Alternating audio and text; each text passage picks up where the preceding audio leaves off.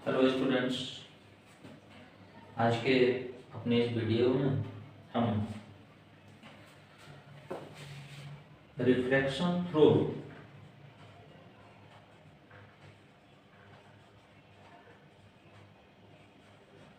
Glass prism पढ़ेंगे।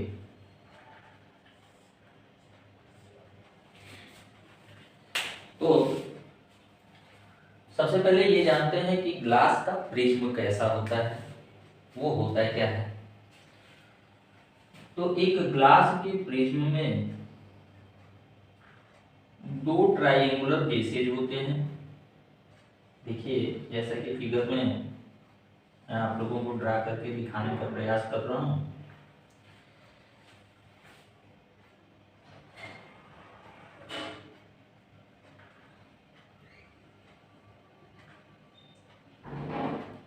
ये दो ट्रायंगुलर बेसेज हो गए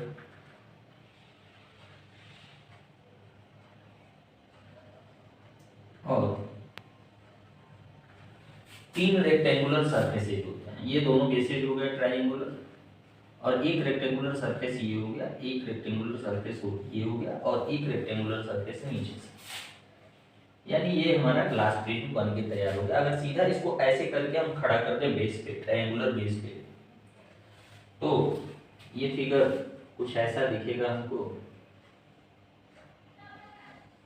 ये एक ट्रायंगुलर बेस हो गया, और यहाँ पे पीछे का फेस तो हम लोगों को दिखाई नहीं देगा, पीछे का फेस हम देख नहीं पाएंगे।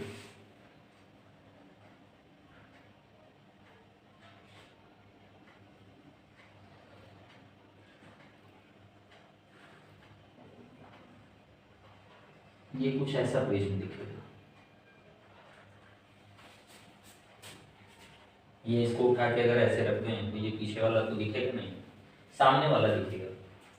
तो आप देख रहे हो कि दो रेक्टेंगुलर सरफेसेज ऐसे जुड़े हुए हैं, दो रेक्टेंगुलर सरफेस, एक रेक्टेंगुलर सरफेस ऐसे पड़ा हुआ है और ट्रायंगुलर बेस पे इसको रखा गया पीछे से एक रेक्टेंगुलर, और ये पूरी तरह से क्लोज होता है, पूरी तरह से बंद होता है, कहीं से हॉलो नहीं होता। तो इस तरह से ग्लास का प्रिज्म बनाता है। अब अगर हम बात करें कि इस ग्लास प्रिज्म पे लाइट का रिफ्लेक्शन किस तरह से होता है, तो यहां पे दो रिफ्रैक्टिंग सरफेसेज हमको मिलते हैं। दो रिफ्रैक्टिंग सरफेसेज हो गए, एक रिफ्रैक्टिंग सरफेस ये हो गया और दूसरा रिफ्रैक्टिंग सरफेस ये हो गया। दोनों रिफ्रैक्टिंग सरफेसेज के बीच जो एंगल बनता है, ये इसको हम कहते हैं angle of prism. Angle of prism, ये हमारा एंगल ऑफ प्रिज्म। दोनों रिफ्लेक्टिंग सरफेसेस के बीच एंगल ऑफ प्रिज्म बनता है। अब मान लिया कि कोई लाइट रे आके इस पे फॉल हो रही है, ये इंसिडेंट रे हो गई हमारी, ये इंसिडेंट रे हो गई, ये आके फॉल कर रही है। जिस पॉइंट पे ये फॉल हो रही है, यानी पॉइंट ऑफ इंसिडेंस से हम क्या कर सकते हैं, इस सरफेस के परपेंडिकुलर एक नॉर्मल खींच सकते हैं। ये एक नॉर्मल हमने इस सरफेस के परपेंडिकुलर खींच दिया। अब यहां से होगा क्या, ये चूंकि एयर है, यहाँ एयर है, ये रेयरर मीडियम है। कैसा मीडियम है, रेयरर मीडियम। रेयरर मीडियम का क्या हुआ, इस मीडियम की डेंसिटी कम है और ये ग्लास है। डेंसर मीडियम मतलब एयर से ग्लास की डेंसिटी अधिक है। तो उस कंडीशन में होगा क्या, अगर लाइट किसी रेयरर मीडियम से डेंसर मीडियम में एंटर करती है तो नॉर्मल की तरफ थोड़ा सा बेंड हो जाती है, सीधे ना निकल के नॉर्मल की तरफ थोड़ा सा बेंड हो जाएगी। और अगर ये डेविएशन स्लाइटली हो, थोड़ा सा हो, रिफ्रैक्टिव इंडेक्स बहुत अधिक ना हो मीडियम के बीच का, जैसा कि ग्लास और एयर के बीच का बहुत ज्यादा नहीं होता, तो लगभग ये रे बेंड होके और इस बेस के पैरेलल निकलती है और आके यहां स्ट्राइक करेगी। अब ये रिफ्रैक्टेड रे हो गई, ये जो एंगल होगा इसको हम कहेंगे angle I, angle of incidence. अब इसको हमने मान लिया कि ये I1 हो गया, ये एंगल जो हो गया वो I1 हो गया। यहां से फिर से ये बाहर की तरफ निकलेगी, इमर्ज होगी, तो जो रे यहां से बाहर निकलेगी उसको हम इमर्जेंट रे कह सकते हैं। तो इस सरफेस पे भी हम क्या कर सकते हैं, यहां से इसके परपेंडिकुलर इस पॉइंट से जहां से ये बाहर निकलने वाली है एक नॉर्मल को ड्रा कर सकते हैं। अब यहां से क्या होगा, ये फिर से रेयरर मीडियम है, रेयरर मीडियम हो गया,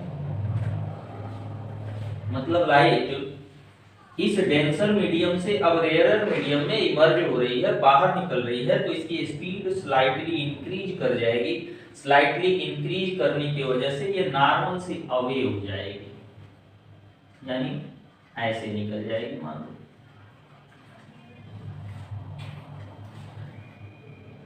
अगर बहुत ज्यादा डेविएट नहीं होती है तो लगभग I1 इस I2 के यानी एंगल ऑफ इमर्जेंस के बराबर होगा। इसको एंगल ऑफ इमर्जेंस कहेंगे। ये रे जो हो गई इसको हम इमर्जेंट रे कहते हैं, बाहर निकलने वाली रे, इमर्जेंट रे है। अब हम देखेंगे अगर ये इंसिडेंट रे सीधी जाती तो ऐसे सीधी निकल जाती, ये इस तरह से ऐसे सीधी निकल जाती, और इमर्जेंट रे बिना डेविएट हुए अगर सीधे आती तो ये ऐसे ऐसे सीधे आ जाती। मतलब इमर्जेंट रे और इंसिडेंट रे के बीच ये जो एंगल हुआ यही डेविएट हुई, इतना डेविएशन हुआ, लाइट रे इतना डेविएट हुई, इतना अपने रास्ते से हटी। अब यहां नॉर्मल और रिफ्रैक्टेड रे के बीच जो एंगल है इसको एंगल R कह सकते हैं। ये मान लो R1 है, इसके बराबर ये R2 हो जाएगा। ये इधर कितना डेविएट हुई, इतना हुई, इसको मान लिया है डेल्टा 1 हो गया, और यहाँ जो डेविएशन है इसको मान लिया ये डेल्टा 2 हो गया, और ये पूरा डेविएशन जो है वो डेल्टा। तो इसको हम कहते हैं angle of deviation, angle of deviation. ये हमारा एंगल ऑफ डेविएशन जिसको हमने शो किया डेल्टा से। मतलब किसके किसके बीच एंगल, इंसिडेंट रे और इमर्जेंट रे के बीच बना एंगल जो है, इंसिडेंट रे और इमर्जेंट रे के बीच बना एंगल जो है वो एंगल ऑफ डेविएशन कहलाता है, एंगल ऑफ डेविएशन कहलाता है। तो ये एंगल ऑफ डेविएशन कितना होता है इसको हम देखते हैं। अब हमने देख लिया क्या कि यहाँ एक ट्राइंगल बन रहा है, यहाँ से अगर हम पॉइंट रख दें तो मान लो यहाँ A रखें, यहाँ B रखें, यहाँ C रखें, तो हम पाते हैं कि ये एक ट्राइंगल बन रहा है, ये एक ट्राइंगल बन रहा है। और हम जानते हैं कि जब ये ट्राइंगल है तो ये एंगल ऑफ डेविएशन इसका एक्सटर्नल एंगल है। तो एक्सटर्नल एंगल ऑफ ट्राइंगल क्या होता है, external angle of triangle, external angle of triangle is equal to sum of both opposite angles of triangle, both opposite angles of triangle. मतलब D is equal to delta 1 plus delta 2। ये जो angle of deviation है ये delta 1 और delta 2 के बराबर होगा। अब ये डेल्टा 1 कैसे निकलेगा, ये एंगल ऑफ इंसिडेंस डेल्टा 1 और R1 के बराबर है। तो अगर हम क्या करें, R1 को I1 से माइनस कर लें तो ये डेल्टा 1 का वैल्यू हो जाएगा I1 माइनस R1, और प्लस यहां पे देखो अगर इस I2 से हम क्या करें, इसके बराबर है, ये देख रहे हो ये दोनों एंगल्स मिला के डेल्टा 2 और R2 दोनों मिला के I2 के बराबर है। तो I2 से अगर हम इस डेल्टा 2 को माइनस कर लें। डेल्टा 2 का वैल्यू निकालना है तो R2 को माइनस कर लें, सॉरी I2 से अगर हम R2 को माइनस करें तो इस तरह से हम पाते क्या है, डेल्टा इज इक्वल टू,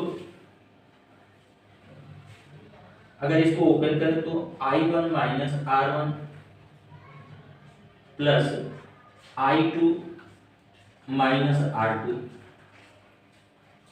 या फिर delta is equal to angle of deviation, अगर इनको हम रखें तो I1 प्लस I2 एक साथ रख लें, माइनस अगर कॉमन रख लें तो यहाँ हम R1 प्लस R2 को रख सकते हैं।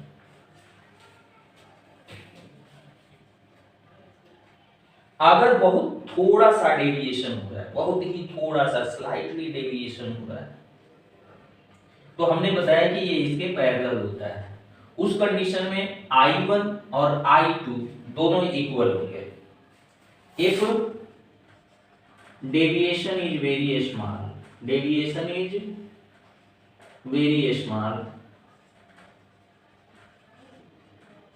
Then I1 is equal to I2 is equal to I कह सकते हैं, यानी I1 I2 I के बराबर है, तब I1 plus I2 is equal to 2I कह सकते हैं, दोनों I के बराबर है। I1 और I2 का सम जो है 2I के बराबर है। तब इस कंडीशन में हम देखते हैं कि angle of deviation is equal to 2I minus R1 plus R2, 2I minus R1 plus R2। तो ये समझ में आया आपको कि हम इस डेल्टा की वैल्यू को यानी एंगल ऑफ डेविएशन को कैसे फाइंड आउट करेंगे। उम्मीद है आप लोगों के समझ में आ गया होगा। अब थोड़ा सा इससे आगे की बात करते हैं। तो सबसे पहले इस रिफ्रैक्शन को, प्रिज्म के थ्रू लाइट रे के रिफ्रैक्शन को ऑब्जर्व करने का काम सर आइजैक न्यूटन ने किया था, और उन्होंने एक ऐसा अरेंजमेंट किया था, एक ऐसा जो है सेटअप लगाया था कि एक डार्क रूम में एक प्रिज्म को उन्होंने रखा था, एक डार्क रूम में उन्होंने एक प्रिज्म को रखा था, और एक लाइट बीम आके उस पे फाल रही थी, व्हाइट कलर की लाइट बीम आके उस पे फाल रही थी। बाकी कहीं से लाइट का सोर्स नहीं था, एक सिंगल बीम आके फॉलो हो रही थी। तो उन्होंने ऑब्जर्व क्या किया कि ये लाइट बीम जब यहां से इंटर करती है तो ये यहां से 7 कलर के स्पेक्ट्रम में बट जाती है, बाहर निकलती है तो उनको 7 कलर का स्पेक्ट्रम मिला।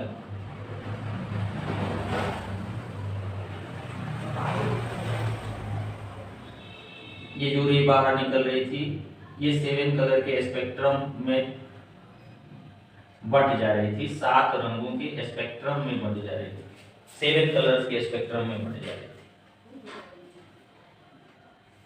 तो 7 कलर्स की रेज दूसरे तरफ से दिखाई दे रही थी, अपीयर हो रही थी, और इनका जो क्रम था वो था सबसे ऊपर रेड था, ये स्पेक्ट्रम जो था सबसे ऊपर रेड था पहले नंबर पे, दूसरे नंबर पे ऑरेंज था, तीसरे नंबर पे येलो था, चौथे नंबर पे ग्रीन था, पांचवें नंबर पे ब्लू था, छठवें नंबर पे इंडिगो था, और 7वें नंबर पे वायलेट था। ये 7 कलर्स थे। इन 7 कलर्स का स्पेक्ट्रम उनको देखने को मिला, 7 रंगों का स्पेक्ट्रम उनको देखने को मिला। इसके पीछे क्या रीजन था कि ये एक व्हाइट लाइट आई और 7 कलर्स के स्पेक्ट्रम में बट गई। 7 कलर्स के स्पेक्ट्रम में बटने का कारण था कि अलग अलग कलर की लाइट रे का डेविएशन अलग अलग था, यानी अलग अलग एंगल से वो डेविएट कर रही थी। अब अलग अलग एंगल से ये डेविएट क्यों कर रही थी, इसके पीछे क्या रीजन है कि वो अलग अलग कलर के एंगल से अलग अलग एंगल से डेविएट कर रही थी, अलग अलग कलर की लाइट। तो जैसा कि हम जानते हैं, लाइट को पढ़ते हुए हमने पढ़ा है कि ये पार्टिकल और वेव दोनों के कैरेक्टर को शो करती है और ये ट्रेवल करती है वेव की तरफ। तो अगर ये वेव की तरफ ट्रेवल करती है, वेव की तरफ प्रोपेगेशन इसका होता है, तो वेव की स्पीड जो होती है वो दो बातों पे डिपेंड करती है। Speed of wave is equal to wavelength into frequency, wavelength into frequency। तो अगर ये विजिबल फ्रीक्वेंसी है तो ये 7 कलर की जो लाइट है इनकी फ्रीक्वेंसी तो एक जैसी है। हाँ, डिफरेंस किसमें है, वेवलेंथ में डिफरेंस वेवलेंथ में। तो विजिबल रेंज की जो लाइट होती है जिसमें 7 कलर्स कंपोनेंट के रूप में होते हैं, उनकी फ्रीक्वेंसी तो एक जैसी होती है, लेकिन वेवलेंथ वेरिएबल होता है, वेवलेंथ अलग अलग होता है। और ये 4000 एंगस्ट्रॉम से लेके 8000 एंगस्ट्रॉम के बीच होता है। 4000 एंगस्ट्रॉम से लेके 8000 एंगस्ट्रॉम के बीच होता है। मींस 4 × 10⁻⁻7 मीटर से लेके 8 × 10⁻⁸ मीटर के रेंज में ये सबका वेवलेंथ होता है। तो अब इस तरह से हम पाते हैं कि वेवलेंथ जिसका सबसे बड़ा होगा उसकी स्पीड सबसे अधिक होगी, वेवलेंथ जिसका सबसे छोटा होगा उसकी स्पीड सबसे छोटी होगी, क्योंकि फ्रीक्वेंसी तो सबकी कांस्टेंट है, एक जैसी है। तो फ्रीक्वेंसी अगर सबकी एक जैसी है तो वेवलेंथ पे इनकी स्पीड डिपेंड करेगी, और जिसका वेवलेंथ बड़ा होगा उसकी स्पीड अधिक होगी, जिसका वेवलेंथ कम होगा उसकी स्पीड कम होगी। और जिस कलर के लाइट की स्पीड जितनी ही अधिक होगी उसका डेविएशन उतना ही कम होगा, यानी वो नॉर्मल की तरफ उतना ही कम बेंड होगी, वो नॉर्मल की तरफ उतना ही कम झुकेगी। तो हम देखते हैं कि सबसे बड़ा वेवलेंथ जो होता है वो रेड कलर का होता है, यानी ये सबसे कम नॉर्मल की तरफ बेंड होती है, सबसे कम इसका नॉर्मल की तरफ झुकाव होता है। और वायलेट जो होती है उसका वेवलेंथ तो सबसे कम यानी 4 × 10⁻⁷ मीटर का होता है, तो ये सबसे अधिक नॉर्मल की तरफ झुकती है। तो इस तरह से अलग अलग स्पीड इन 7 कलर्स का होने की वजह से ये अलग अलग कलर में डिवाइड हो जाती हैं और 7 कलर का स्पेक्ट्रम मिल जाता है। इस प्रोसेस को हम डिस्पर्शन ऑफ लाइट कहते हैं। व्हाइट कलर की लाइट का 7 कलर्स में स्प्लिट हो जाना डिस्पर्शन ऑफ लाइट कहलाता है। तो अब उन्होंने एक काम और किया, आइजैक न्यूटन ने एक काम और किया। उन्होंने क्या किया कि जब ये 7 कलर्स में स्प्लिट हो गई लाइट, जो कि 7 कलर्स अभी आपने देखे, और इसका रीजन भी मैंने बताया कि इनकी स्पीड इनके वेवलेंथ पे डिपेंड करती है, वेवलेंथ अलग अलग होने की वजह से स्पीड अलग अलग हो जाती है, जिसकी वजह से ये क्या करते हैं, इनका झुकाव भी नॉर्मल की तरफ अलग अलग हो जाता है और 7 कलर्स में स्प्लिट हो जाता है। उन्होंने क्या किया कि एक सिमिलर प्रिज्म, यानी एंगल ऑफ प्रिज्म सेम था, रिफ्रैक्टिंग सरफेस जो है वो इक्वल था, एकदम सिमिलर प्रिज्म, एक जैसा, इक्वल प्रिज्म कहते हैं, सिमिलर नहीं इक्वल प्रिज्म कहते हैं। प्रिज्म तो सब सिमिलर ही होते हैं, इक्वल प्रिज्म कहते हैं। उसको उन्होंने क्या किया कि अपोजिट करके रख दिया, ऐसे अपोजिट करके रख दिया इसके सामने। ये लाइट यहाँ आ रही थी, यहाँ स्ट्राइक कर रही थी, सीधी रेखा सातों लाइन यहाँ पे आ रही थी, स्ट्राइक कर रही थी, और सातों स्ट्राइक करके फिर क्या हो रहा था, सबको देखना, डिस्टेंस अलग अलग ट्रेवल करना, इधर थिकनेस ज्यादा, इधर थिकनेस ज्यादा कम है, तो हुआ क्या कि ये सबसे धीमी थी तो यहाँ पे आ गई, इसको सबसे कम डिस्टेंस ट्रेवल करना पड़ा, ये उससे थोड़ी स्पीड तेज थी तो उससे थोड़ा ज़्यादा चलना पड़ा, इसकी स्पीड थोड़ी सी और तेज थी, थोड़ा सा और अधिक चलना पड़ा, इसकी स्पीड और थोड़ी सी अधिक थी तो और तेज। इसी तरह से हुआ क्या कि फिर से ये एक साथ कंबाइन हो गए यहाँ पे और इधर से फिर से व्हाइट कलर की लाइट निकली, 7 कलर की लाइट फिर से कंबाइन हो गई। जब इसको उल्टा करके एक जैसा उसी के जैसा एकदम वो प्रिज्म रखा गया उल्टा करके तो फिर से इधर से व्हाइट लाइट निकली, ये व्हाइट इंटर कर रही थी, यहाँ पे डिस्पर्शन हुआ, 7 कलर के स्पेक्ट्रम बने, 7 कलर्स में दिखी, और फिर दूसरे प्रिज्म से जब ये बाहर निकली तो फिर से व्हाइट लाइट हो गई।